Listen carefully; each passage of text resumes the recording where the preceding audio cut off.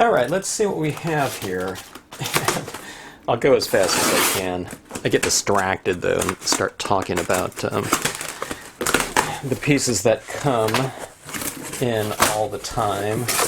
I'll try to get it moving along.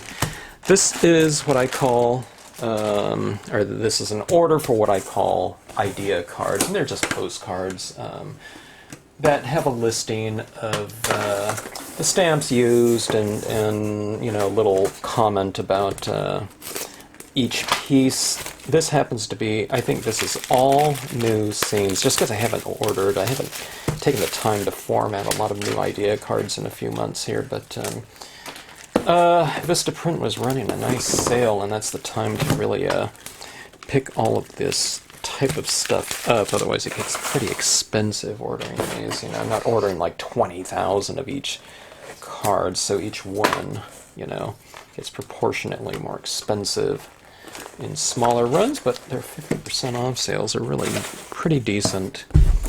So I took the time to order a lot of updated scenes. Okay, so a lot of these are scenes. If you're on Flickr or Facebook or something like that, or you've watched the YouTube channel, all of these scenes are going to be up in all of those different online venues here. But this is a scene that has these running wolves and this kind of Northern Lights type of thing. This is a full page scene set here, so 8.5 by 11.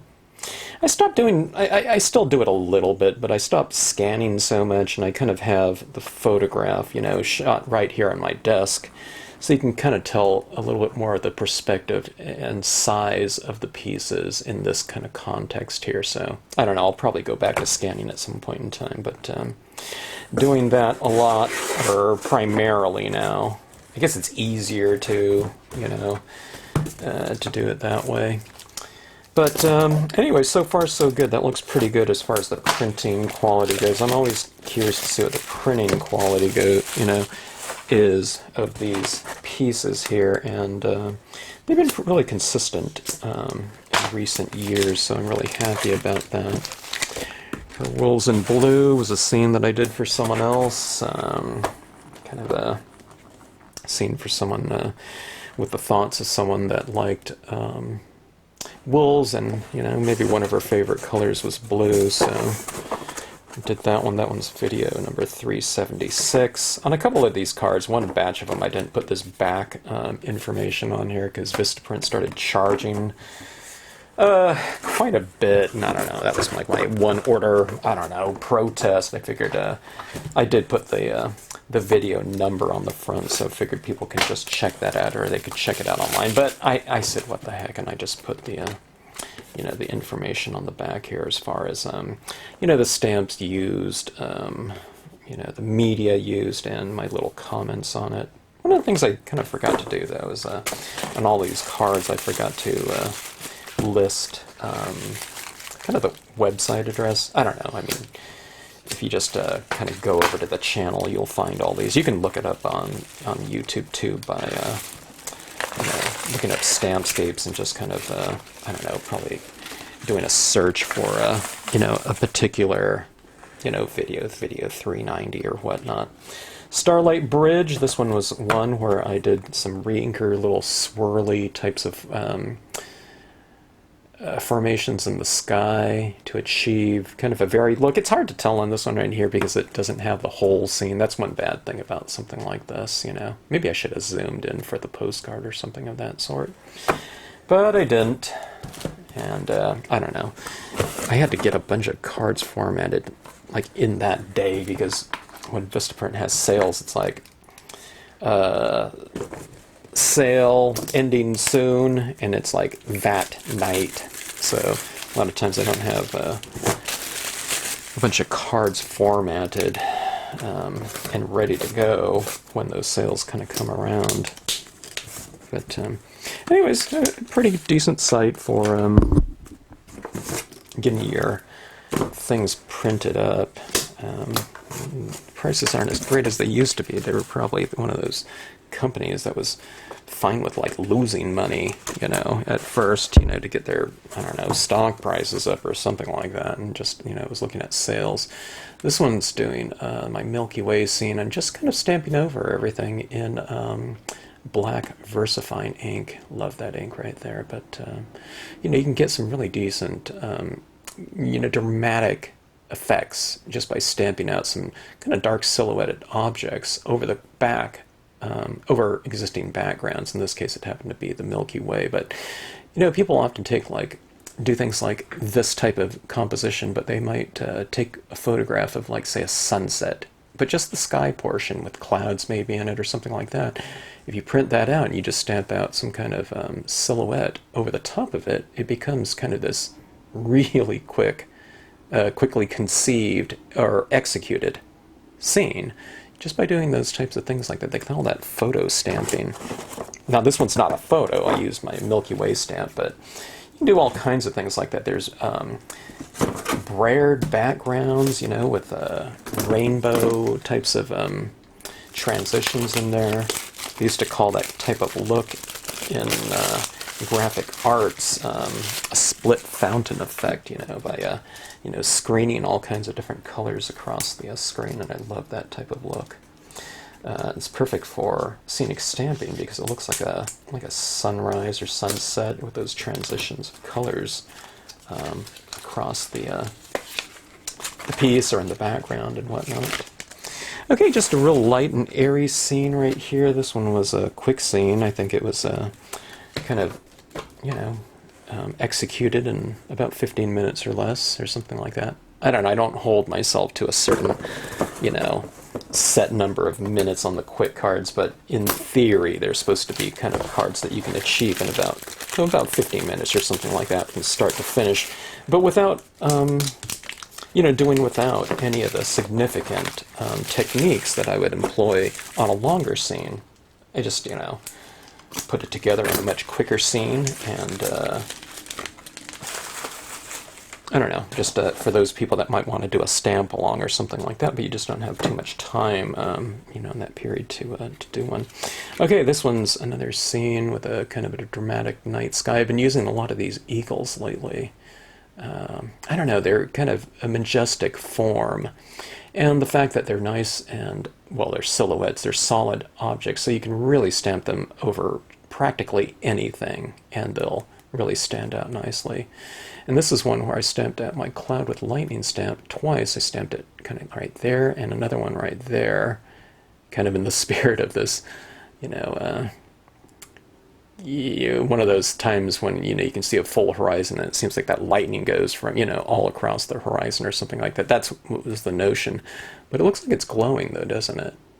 And that's because I used some white pigment ink very thinly and just stamped a little bit over the top of it in a very translucent layer. So it's not a thick application of it, it's just a very thin layer right over the really over the main bolts. Okay, so you can see the difference between that bolt and that bolt right there. It's because there's a very thin layer of pigment ink going over those main parts, and it becomes a little bit different in texture. So, you know, you don't have this kind of monotony of texture or of form in there. So you can really make this bolt of lightning look, you know, quite a bit different in one section just by putting a little bit of pigment ink over the top of it. So it's really fun to do. And of course, this is just some foliage and the bird stamped in there. Again, I stamped these ones in the VersaFine. This one right here I stamped in the Marvy Black, and the clouds showed through that Marvy Black a little bit. So now I'm just going with VersaFine, you know, just making sure that it's, you know, the image that I stamp over the top of it is nice and opaque. But I don't know, I didn't care, you know. If the clouds show through a little bit, then so be it. I don't know, if you're using one of those stamping platforms, you can just, you know, stamp it 3 times or something like that in the same position. Okay, this is another quick scene right here. Or it's a stamp-along, actually. Stamp-alongs and quick scenes are kind of the same type of thing. Stamp-alongs on the video channel, I tend to say, okay, now, you know, get your whatever ready, you know, a mountain or whatever, trees, or your meadow stamp in this case. and then I'll say, okay, now get your, blue tones, ready for usage. Just because so someone doesn't have to keep pausing quite so often. Okay, let's see here. By the way, these quick scenes, if I didn't mention, they go out with orders, so sometimes it's just kind of nice to have something in hand. Like I said, all of this is available online on the video channel. You can see it created and whatnot. People can bring stuff up on their tablet or phone, but I don't know. It's me, but I do still like having things in hand, to look at sometime, rather than just in digital, looking at on a screen or something like that. This was a really fun one right here. I really love this piece right here. This is one of those pieces that really came together kind of effortlessly, and this is a full-page scene. You can see my hand in there, and you can see how kind of large it is. So I started trying some full-page scenes. I don't know, has it been about 2 months or something like that? I really don't work that big. And then I did about 3 in a row, and then I don't know, I loved it. I loved working huge like that. It's not harder to do, but they just take more time in terms of the ink application. But that being said, they really do open up some of the, just the compositional possibilities that you just can't get in a smaller piece. You can get the spirit of it, but there's just other opportunities with that amount of area to work. And still, I'm not going to do all my pieces that size, but I don't know. It is fun to kind of play around with these things. And then after a couple of these ones, I went with an 11 by 17 because I found some paper that I had. All right, this scene right here is a really interesting one. If you ever check out the video channel, check out video 394, Mess to Meadow.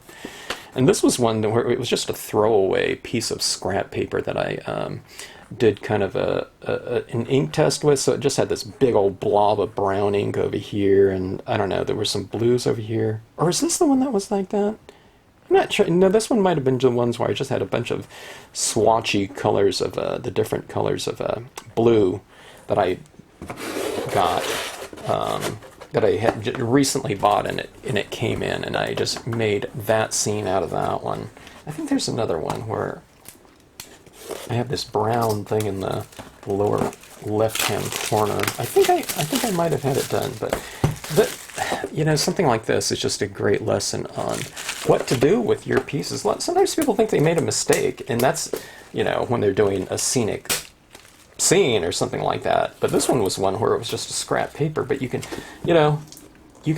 make something out of it. And it's really easy to do in scenic stamping because it's quite natural to have, kind of dark foreground imagery like this. These are just a bunch of pine trees. So if you don't like a whole big area, all you have to do is just stamp something over the top of it.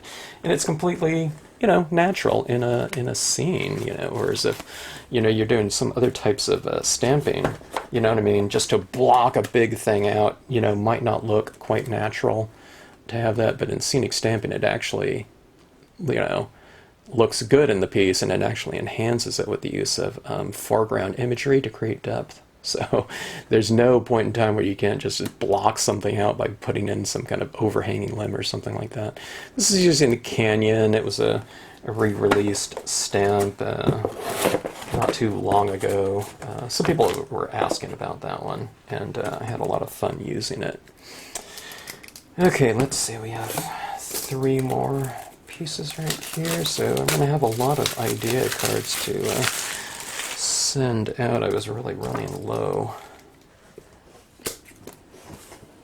but I do only order these typically when they're running their sales. 20% off is not that great of a deal. I should use this bottom piece of cardstock. See this right here on the, that comes right down here on the bottom right here. And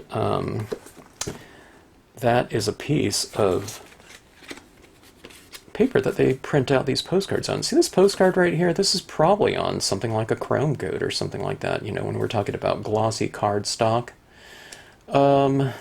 This is the actual paper that I'm often stamping on. I don't know if it's the brand of paper, but it's the type of paper. This is a clay-coated, you know, cardstock, you know, glossy, single-sided CS1 piece of cardstock, and that's what this is right here. This one has this little thing they printed on the back of it, you know, to make sure they are shipping it out to the right person. But anyways, yeah, just cardstock.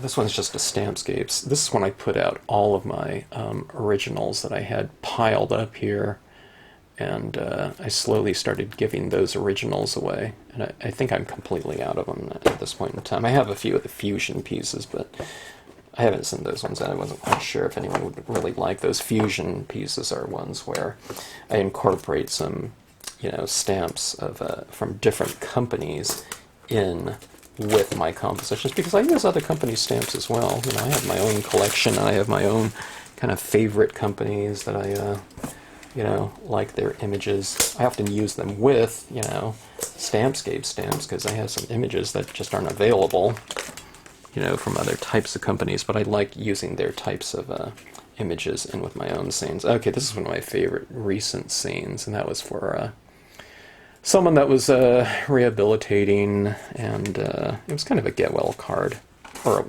you know, it is a get well card, but more eagles, okay? Kind of a different feel, right? This is a half-page scene, but it's the same eagles that were used. This one's the same as this one, and this one right here. The eagle soaring is the same as that one up there, but different spirit, right? Same techniques, though. You know, you just kind of leave some areas light in here, lighter areas down here. Kind of oscillate your use of darks and lights. Dark, light, dark, light, dark. You know what I mean? So it's just kind of checkerboarding your lights and darks. If you look at it here, it's a little bit less, but it's here is light, and then I do this thing of dark, a little bit of light there, a little bit of dark there, light, dark. So dark light, dark light. I do leave, you know, like on this one it makes sense to leave the lightning bolts light, right? You want those to stand out. But just, you know, just leave some areas. It doesn't matter where you do it. I mean, it could have been light over here and darker over here, you know what I mean? Just oscillate things a little bit, and it really makes it look like you know what you're doing. And then for these trees here, this is a type of composition that I did. Was it just yesterday or was it 2 days ago? I can't remember, but all these trees are kind of all pointed to the same vanishing point, you know, so anytime I stamp a tree, I kind of aimed it to that, and it makes it look like you're kind of lying on your back and looking up into the sky, doesn't it? You know, with that little trick right there. Okay, so anyways, I really love that. And, oh, here's one more piece right here. That one right there was a half-page scene as well. I like to push things once in a while, and I'm getting a little bit more organized, so instead of just doing one composition using, you know, a certain array of stamps, you know, while I have all the stamps out, I figured, okay, let's do a couple more compositions, but maybe in a different color scheme or whatnot, or change, you know, some of the images around a little bit. Okay, this one was really fun. They're all fun, but this one's a really quick, fun scene. This is using one stamp right here, okay? It's a whole forest of trees. One of the beauties of aspects of scenic stamping is you can use the same image multiple times. You know, if we had a word stamp or something like that, I guess you can say happy birthday, happy birthday, happy birthday. You know what I mean? I don't know, you know, if we do something like that, but we can use the same tree. This is one tree used. I think it was one tree. It might have been two trees, two different tree images. There's a pair, and then there's a single one. But just used multiple times in here. Same type of color scheme in here that you see in a lot of these, okay? But see right here, it's just light in here, right? And it's darker blue around. It's light in here and darker blue around. And this one I went a little bit darker, you know, with some of the darkest of blues, okay? But really similar. And on this one right here, if you've watched any of the recent videos where I use that Dr. Martin's bleed-proof white paint, and I just splatter painted with, you know, that toothbrush right there, all of that little snowy texture right over the top of it, which is really fun. But this scene right here, I mean, that was, yeah, this is a quick card right here. That was something like that you can do in just a few minutes. You know, it's so quick. I mean, if you want to do like some Christmas cards or something like that, you can really mass produce that type of thing. And, you know, there's quite a bit of ink application around it, but if you kind of mass produce and just kind of keep using the same color ink across many different ones of those, and then you know, when you do that splatter painting type of thing, it's really easy. Oh, on this one right here, I did those light beams coming through. If you're mass producing 20 of these, don't do that light beam thing. It barely showed up anyway. I don't know, it's pretty cool in there, but if I was doing 20 of the same thing, I would just kind of do the perimeter thing. I would stamp out all the trees. You know, I stamped in a little bit of green there and a little bit of black. But you can just stamp them all out in black, too, to expedite things, and just kind of splatter paint across it with some of that Dr. Martens, and it really looks like you know what you're doing. And, you know, talk about a hand-done card done in mass, that would be a perfect one for that type of situation. Okay, so anyways, some new cards, and these ones will be going out with the orders, and I have about 100 and something of each one of these things, I think. I'll just reorder as needed, but anyways, I don't know, idea cards for potential inspiration, color schemes, and compositions and whatnot. And then you can always reference the videos that they were created in on the Stampscapes website on this channel right here, so... Anyways, if you have any questions, drop us a note in the comment section. If you've placed an order, you'll see, you know, anytime soon after this video, then these are probably the cards you'll be receiving. I don't have any set groupings, you know, when we send out orders.